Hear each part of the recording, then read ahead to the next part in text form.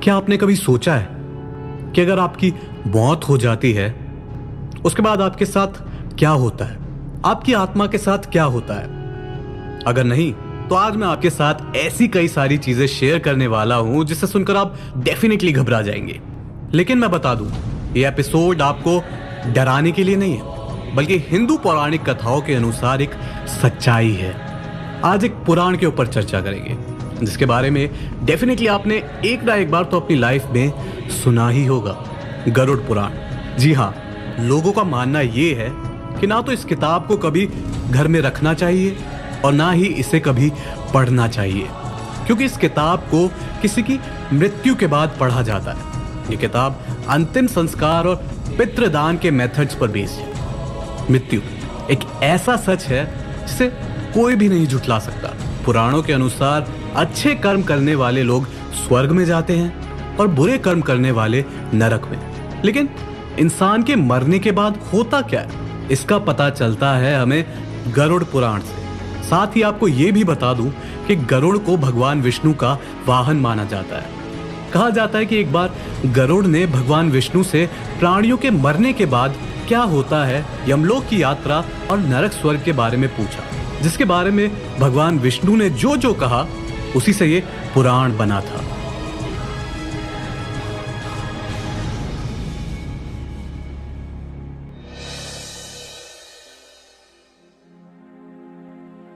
गरुड़ पुराण के अनुसार मरने वाले इंसान की सबसे पहले आवाज चली जाती है और जब आखिरी समय आता है तो इंसान सभी लोक परलोक को एक रूप में देखने लगता है। उसकी आत्मा को दिखाई देता है कि दो यमदूत जिनका रंग काला है, गुस्से से भरी आंखें हैं, टेढ़ा मुंह और देखने में बड़े शक्तिशाली और खतरनाक हैं, उसे लेने के लिए पृथ्वी पर आ गए हैं। जिसके बाद आत्मा डर कर बॉडी के चिपक जाती है। लेकिन लाख कोशिश करने के बाद भी आत्मा वापस बॉडी के अंदर नहीं जा पाती। यमदूत उसकी आत्मा को जकड़कर यमलोक ले जाते हैं, जहां पर उनके जीवन में किए गए कर्मों का हिसाब किया जाता है और उस हिसाब से उन्हें सजा दी जाती है। साथ ही मैं आपको यह भी बता देता हूं कि यमलोक का सफर कुछ आत्माओं के लिए कितना अच्छा और कुछ आत्माओं के लिए कितना खतरनाक होता है।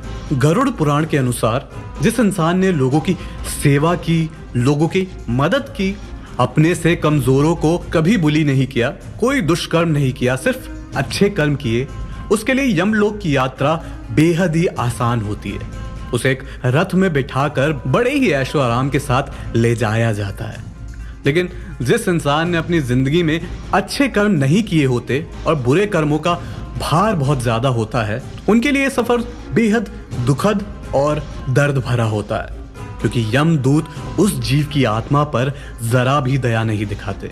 उसे बांधकर घसीटते हुए यमलोक तक ले जाते हैं। आत्मा रोती रहती है, भीख मांगती रहती है, लेकिन यमदूत उस आत्मा पर कोई दया नहीं दिखाते। उसे उसके किए गए हर पाप याद दिलाते हैं, जिससे वो आत्मा अपने आप को दोषी समझने लगती है। उस आत्मा को कहीं पर भी रुककर आराम करने का मौका तक नहीं दिया जाता।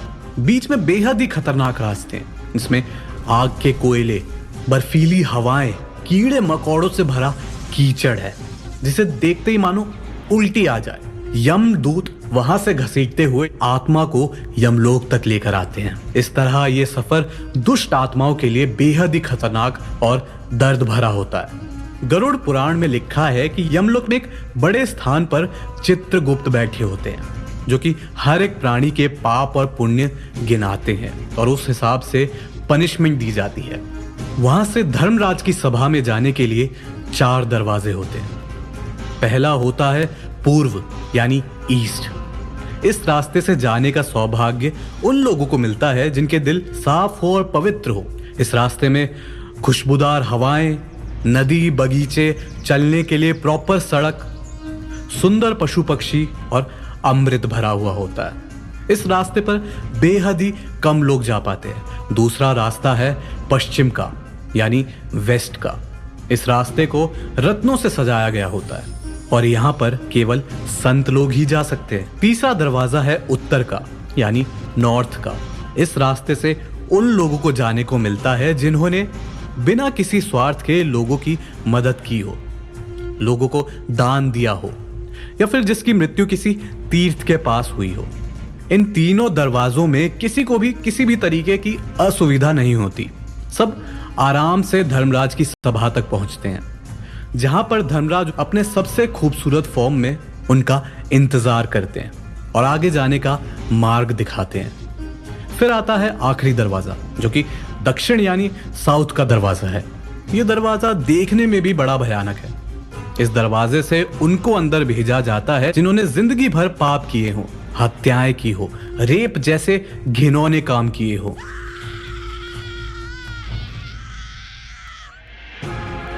लोगों के साथ धोखा किया हो, दूसरों को दुख पहुंचाया हो।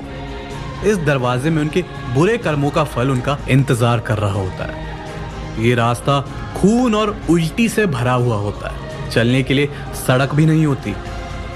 आड़े टेढ़े लोगों के शरीर दिखते हैं। आसमान काला होता है और अंत में वहां पर धर्मराज अपने सबसे भयानक रूप में यानी यमराज के रूप में दुष्ट आत्माओं का इंतजार करते हैं, जो उन्हें उनके पापों की सजा देता है। और सजाएं भी इतनी भयानक जिसे सुनने के बाद आपके होश उड़ जाएंगे। चलिए कुछ सजाओं की बात करते हैं।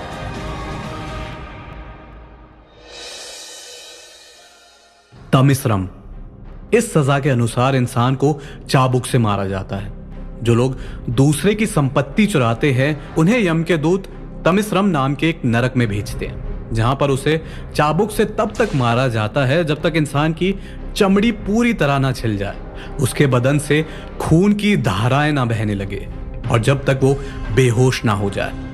इससे भयानक बात तो ये है कि उनके होश में आने के बाद इस प्रोसेस को दोबारा रिपीट किया जाता है जब तक उसके सारे पापों का हिसाब नहीं होता।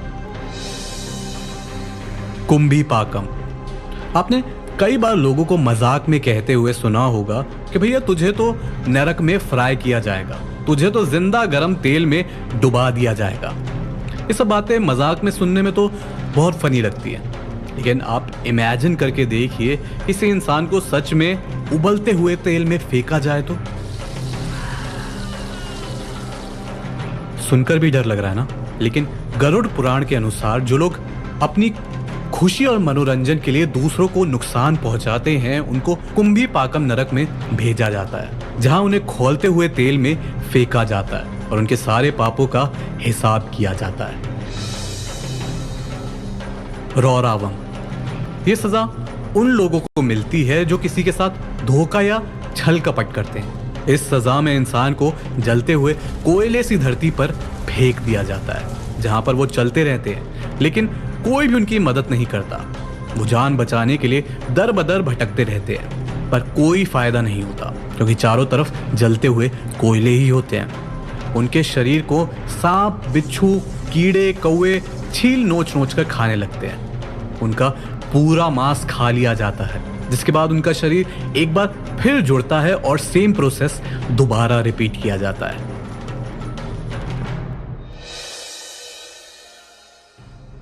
प्राणरोधम।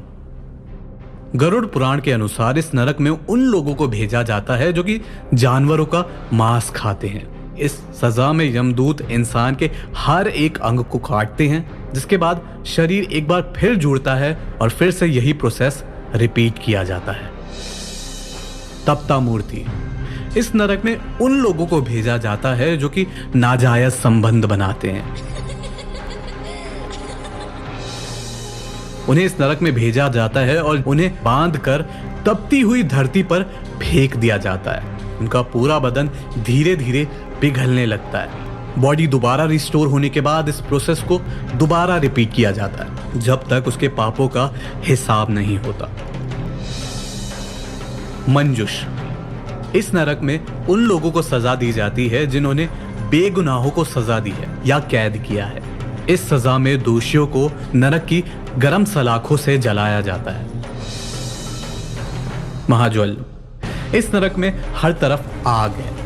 जो लोग हमेशा ही पाप में लगे रहते हैं वो इस नरक में जलाए जाते हैं। महापाई। यह नरक हर तरह की गंदगी से भरा हुआ है हमेशा असत्य बोलने वाले यहाँ औंधे मुंह गिराए जाते हैं। महावत, इस नरक में उन व्यक्तियों को सजा दी जाती है जो अपनी बेटियों को बेच देते हैं। वज्र कपात, इस नरक में उन लोगों को सजा दी जाती है जिन्होंने पशुओं पर अत्याचार किया हो या उनके कारण किसी पशु की जान गई हो।